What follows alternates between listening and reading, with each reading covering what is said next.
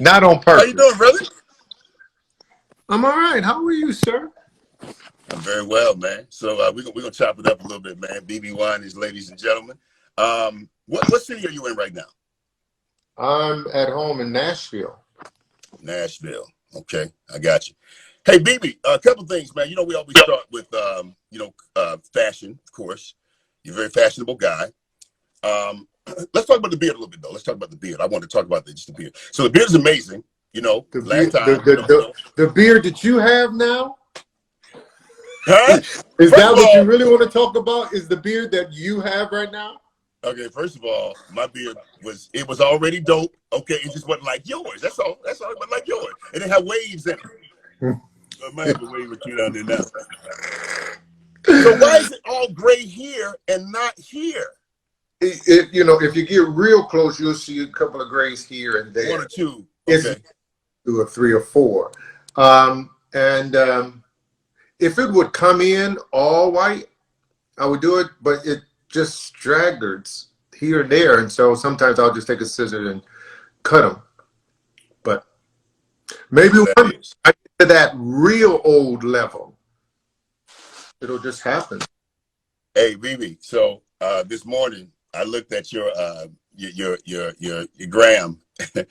That little tambourine is wearing me out. You hear me?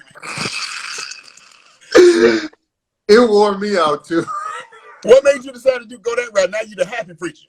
Okay, so I was in New York. I was at some event. I went with a friend of mine, Harry Dawkins, and his wife Michelle, and it was a gospel event, but it was from the islands. The folks were from the islands, so that tambourine, if I push a button, would light up with different colors, and so I just remember saying, "Oh, I want one of those to take home with me."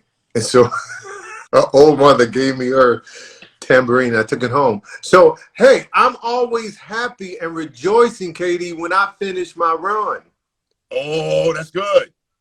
I come in at the piano. Sometimes I just shout outside, and today I just had the tambourine was inside of the house when I came in because I came in before Morris. I beat him today because I had a 15-minute lead on him. He got there at 5. You started at 4:45. Owed him 4:45. For the last week, I've been running at 4:45 because it's summer. It's getting to summer, and that humidity. That humidity that you guys feel in Atlanta. Yeah. We get a little bit of that here too. So you got to get up early to miss that humidity. So it was a tambourine celebration today. That's good, man. That was good. I laughed, boy, because you was hilarious. Hey, man, now, with Ahmaud Arbery, that whole situation, I know you well. When you run, are you reminiscent of that? Are you a little more cautious of what? When he comes into my mind, I really just pray for his family. But I don't run in fear.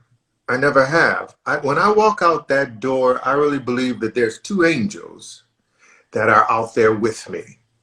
And that's how I was raised. And so I am concrete in my faith that God is protecting me. I can't speak of others. And some people have guns when they go out and run. Some people have guns in their homes. Yeah. I've never had one.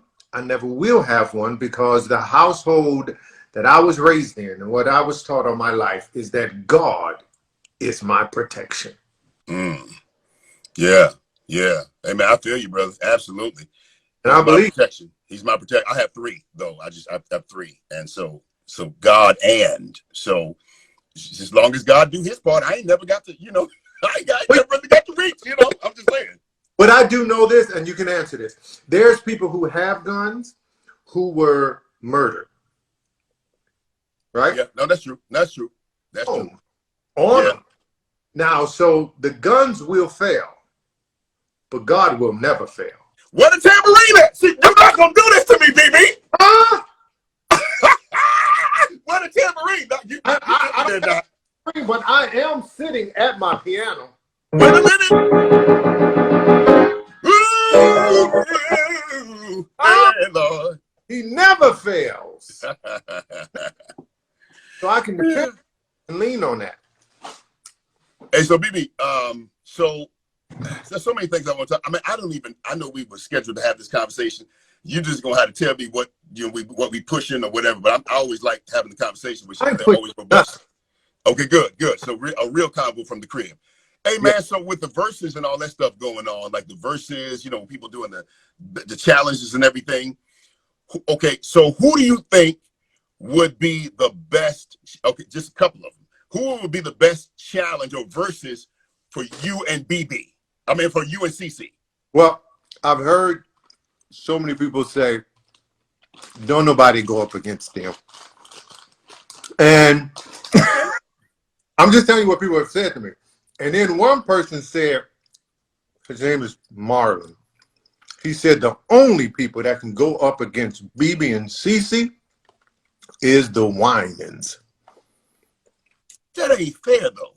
I get it. I get it to some degree. Not That even. Wait. Well, we two different groups. yeah. Their history of songs. Okay. Yeah. Okay. So watch this. So we're talking about duos. We We're talking talking. about duos. No, we talking about my four older brothers.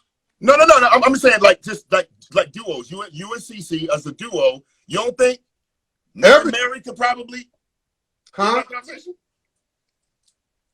Me and Mary, me and CC Mary. Yes. I guess we could. See, this is why I say the Winans.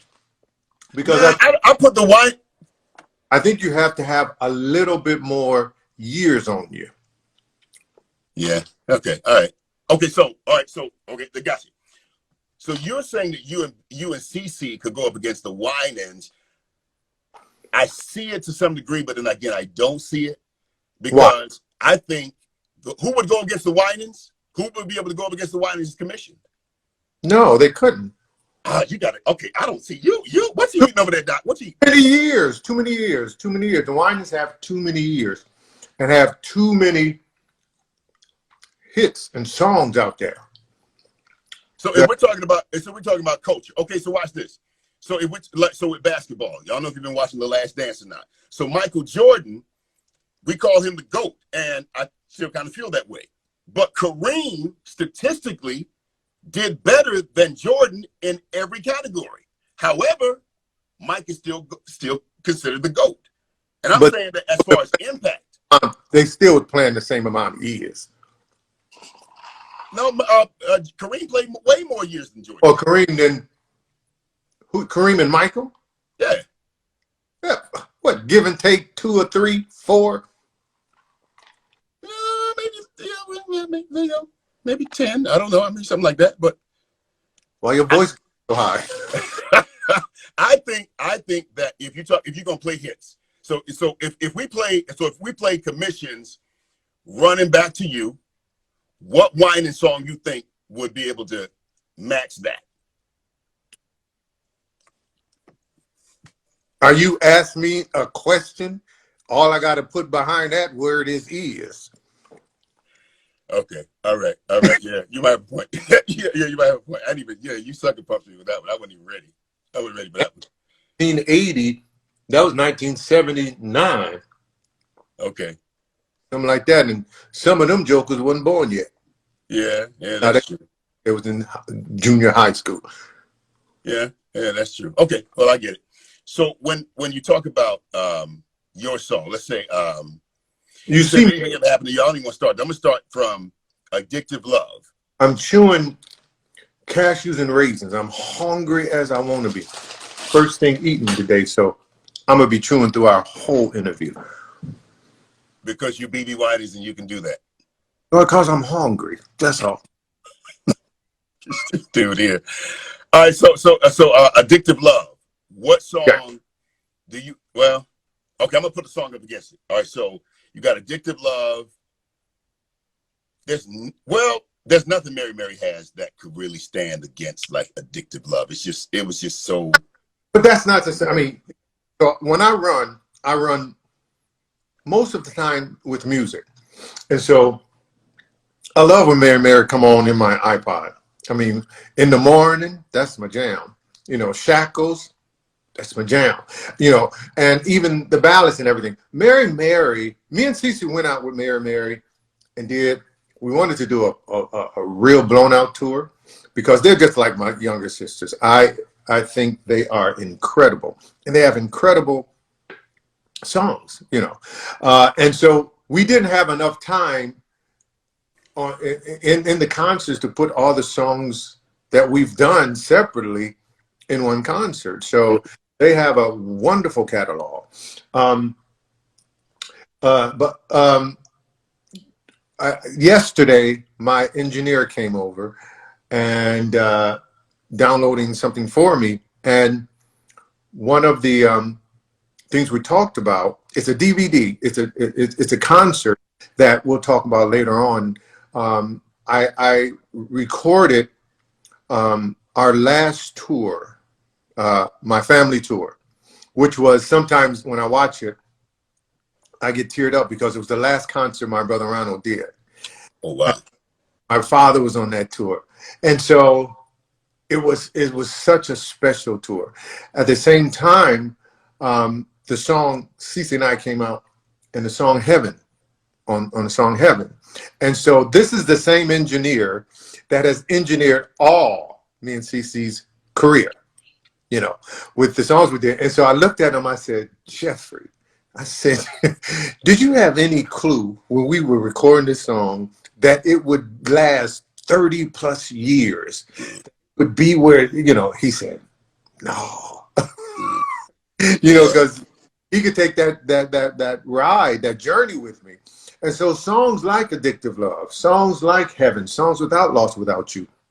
Now, Cece was afraid of some of our songs, almost most of our songs. I remember we was in the studio getting ready to do Lost Without You, and she was like, oh, I don't know. I said, Cece, just hush. You got to say Jesus in there, BB. You got to keep it near the throne. It's your part I give you. And then later on in life, she was like, you know, my favorite song is Lost Without You. I'm so lost without the Lord. And I look at her and just roll my eyes and say, oh. But you never know. As a songwriter, which is what I love more than anything, you never know exactly what a song is going to do, but you do know the differences between an album cut and a single cut. A song that will play and quickly people will grab onto it. And that's because of a hook and because of the melody, you know. So I've learned that over the years, just like close to you. Close to You. Again, Cece said, I don't know about this song. Okay, I'm gonna go to the studio and do but you got Jesus and you got CC. You know what I'm saying? Like right up under it is CC Winans. See, then you got Jesus and BB, you know, he on the incline, but I'm saying, you know.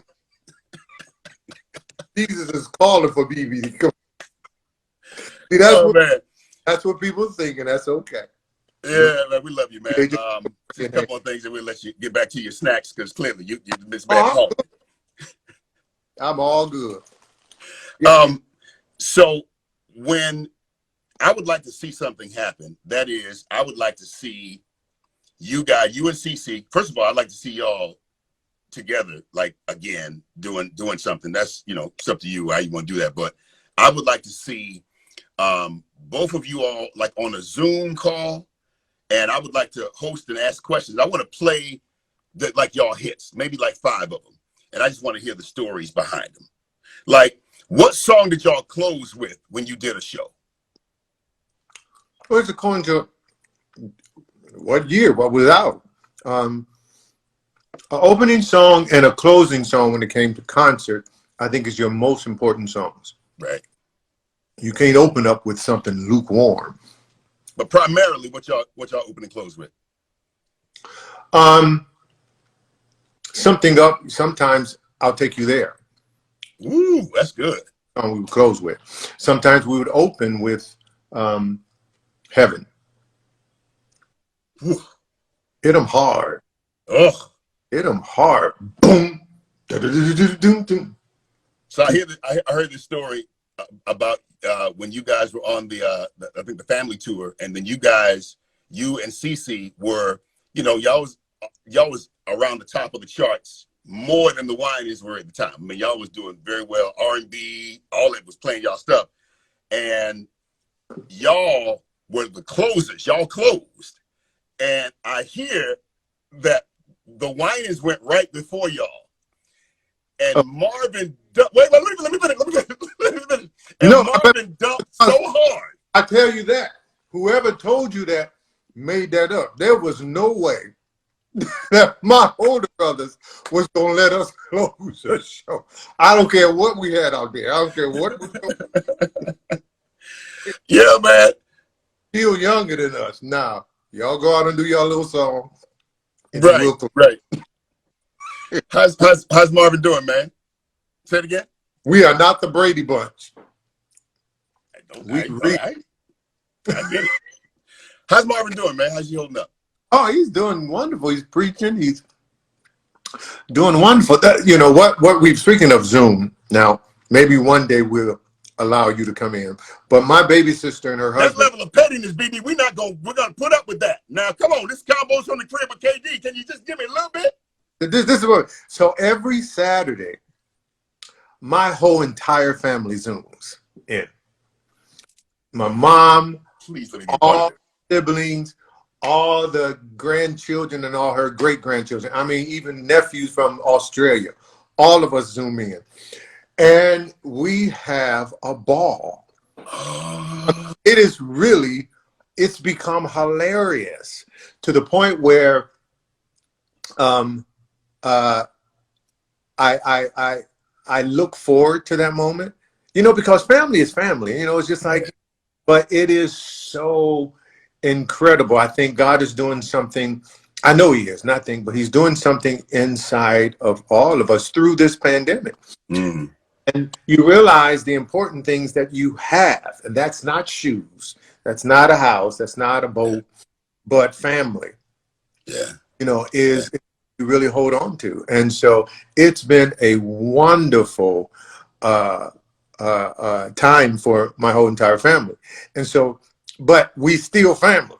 So for instance, my mom, she sometimes can't get her the visual on her phone. And so my brother Marvin went to her house. He said, I'm just going to, he lives right near her. So he went to her house, and then she was able to see everybody, right?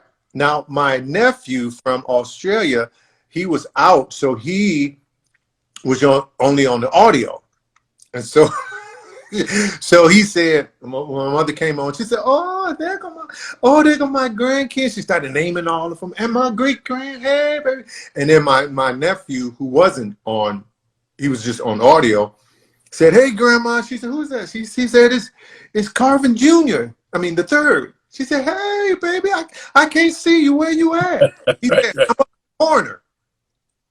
I'm up in the corner. She said, where? He said, look higher. Wait a minute. We said, boys, stop driving our mother crazy. Mama, you can't see him. He said, yes, he can. Hilarious. Oh, man.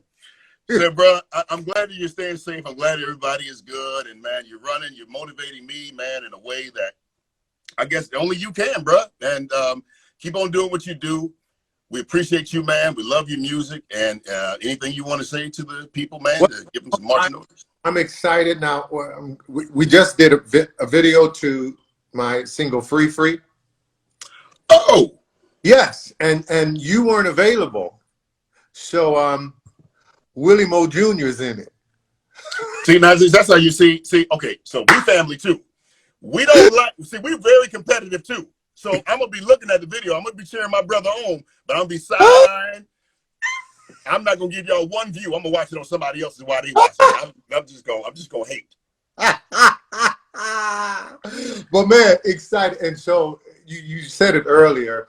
There's a couple of scenes where I'm running, and as we ran, shooting it, Aubrey was definitely a part of that for us, and it's just one of the things that I'll just say is that God is in control.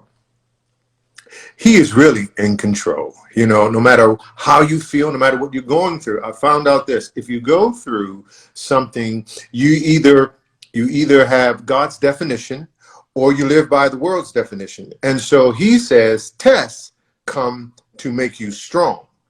So tests don't come to tear down your life or to allow, bad things to happen to you. My definition for tests and trials and tribulations is the same definition that God gives. So I'm becoming stronger.